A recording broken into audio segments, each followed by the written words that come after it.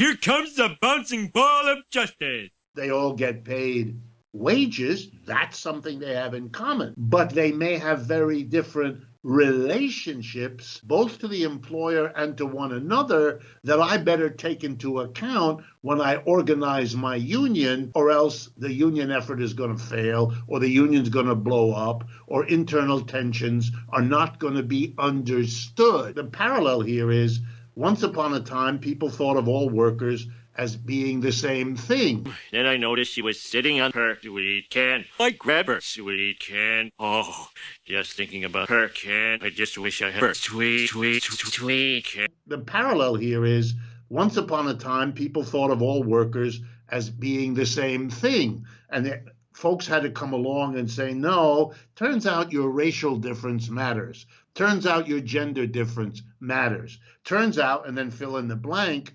In a way, Marxism does that in terms of something you have to learn to understand before you recognize it when it's staring you in the face. To use the statement that if you are not an employer, you're an employee, you are by definition a worker. Is that too broad of a statement to make? No, I mean, in and of itself, no. It's a question of whether you contextualize such a remark, such a statement, such a sentence, in such a way that it doesn't convey something which is incorrect. For example, that we're all the same. That the fact that I share the identity with John or Mary over there, that we are all employees or workers or something like that, that's fine. We share that.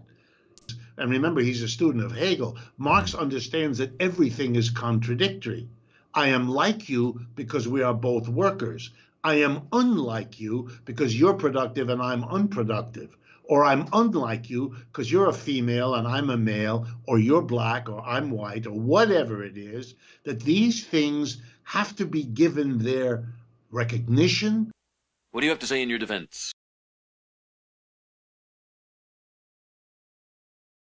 Silence will only incriminate you further. No, Mr. Simpson, don't take your anger out on me. Get back! Get back!